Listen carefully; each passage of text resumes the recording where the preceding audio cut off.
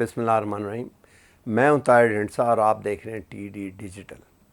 अफ़गानिस्तान की सूरत हाल में एक बहुत बड़ा टर्न आ गया है और ऐसा टर्न है जिसे लोग एक्सपेक्ट नहीं थे करते, और वो टर्न है नॉर्दर्न अलायंस की तरफ से। हम आपको इसकी तफसील बताते हैं। हो सके तो चैनल को लाइक और सब्सक्राइब कर दें और बेल आइकन को भी प्रेस कर दें। रशिया ने ऑलमोस्ट ओपनली एक तरह की अपनी एंट्री दे दी है और नॉर्दर्न अलायंस को एक तरह का सपोर्ट करना शुरू कर दिए।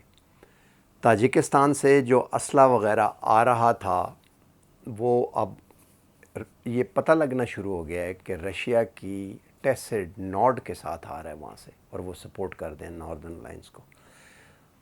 वो तालिबान का सारा टेक ओवर करने के बाद जो उन्हें कहा जा रहा था, और शाह महमूद कुरैशी ने भी 4 इन CIS स्टेट्स का दौरा किया जिनमें उज़्बेकिस्तान, ताजिकिस्तान और तुर्कमेनिस्तान वगैरह शामिल हैं, और ताजिकिस्तान से प्रेस रिलीज़ इशू की गई कि हम बंदूक से ज़ोर से किया हुआ कब्ज़ा जो है उसे तस्लीम नहीं करेंगे, पसंद नहीं करते, और हम चाहते हैं कि ह्यूमन राइट्स और जो ताजिक अवाम है उनका ख्याल रखा जाए।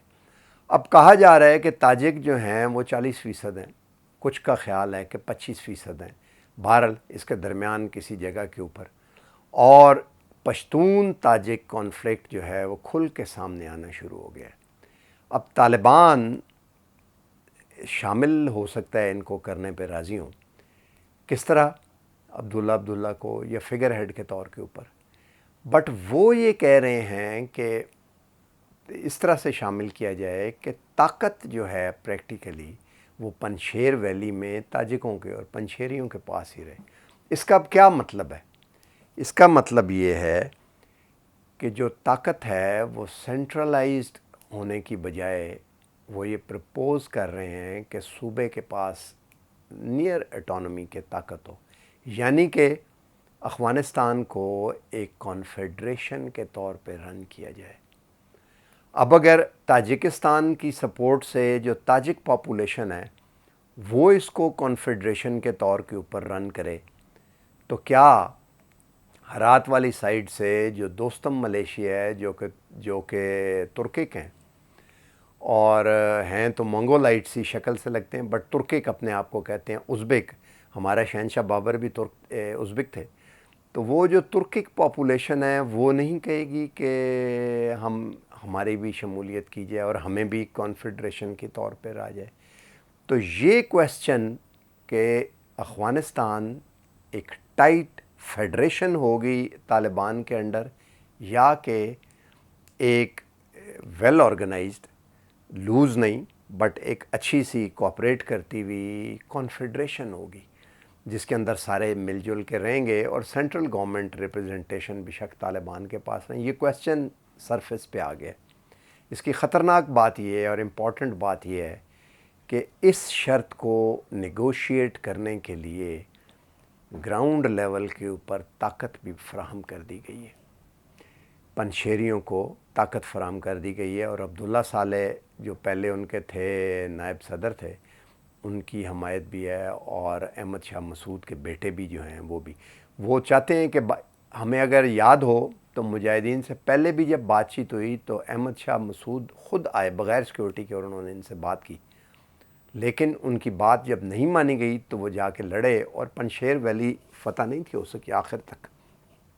अब भी वही लगता है कि वो नेगोशिएट तो करेंगे, बट वो कोई पावर प्ले के तहत या ताकत के इस्तेमाल से डर के बात मानने पे आमादा नज़र नहीं आते, और इसके पीछे ताजिकिस्तान नहीं बल्कि रशिया की सपोर्ट हासिल है। अब हम फ्यूचर में देखें तो एक ऐसी स्टेट जिसको कम्प्लीटली तालिबान रन कर रहे हों और वो जिस तरह चाहे बिहेव करे, अपने इंटरेस्ट को जिस तरह मर्ज़ी प्रोजेक्ट करे, क्या रूस को ये काबिल कबूल है या नहीं है? या एक ऐसी स्टेट जिसमें जो इकाइयाँ हैं वो तकरीबन कॉन्फेडरेशन के तौर पे हों और रशिया की जो पॉलिसीज़ हैं वहाँ पे अपनाई जा सकती हों, या वो जो उनको सूट करती हैं। फॉर एग्ज़ाम्पल ये जो चेचन और दागिस्तान के लोग जो बागी थे, जो मेन धमाके और सब कुछ जो रशिया में टेररिज्म हुआ वो चेचनिया और दागिस्तान से हुआ, और पहाड़ी इलाके वो आजकल यहाँ के लड़ते रहे हैं, और वो तालिबान का हो सकता है एक्टिव पार्ट हों। کیا روس چاہتا ہے کہ وہ اگر حکومت آ جائے فیڈرل تو وہ لیٹ لوز کر دیے جائیں اور وہ واپس ادھر ہی چلے جائیں، یا وہ یہ چاہے گا کہ پنشیر میں کنٹرول ہو ایسا؟ تو یہ بڑا کویسچن ہے۔ دوسری طرف طالبان کا ہیڈ سٹرونگ ہونا تو نظر آ ہی رہا ہے۔ انہوں نے کل کھلا کہا کہ یہ جو ہم نے ایک ٹیم تو بنا دی ہے، but T T P Pakistan کا اندرونی معاملہ ہے، اور ایک امیر کی بیعت ہونے کی وجہ سے کیا پتہ وہ اس کو اس طرح سے ٹی ٹی پی کے لوگوں کو اس طرح سے پش نہ کریں افغانستان کے اندر۔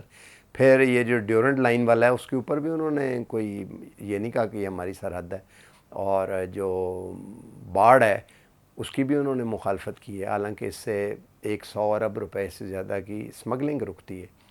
تو اس لیے اب یہ لگتا ہے کہ ایک پاور پلے کا گیم جو ہے وہ افغانستان میں پھر شروع ہو گئی ہے، اور انہی لائنز کے اوپر جو افغانستان کو انفارچونیٹلی یہ فالٹ لائنز ہیں، اگر افغانستان کو کوئی خطرہ ہے اس کی یونٹی کو، تو وہ اسی فالٹ لائن سے ہے کہ نان پشتون ایک طرف اور پشتون ایک طرف۔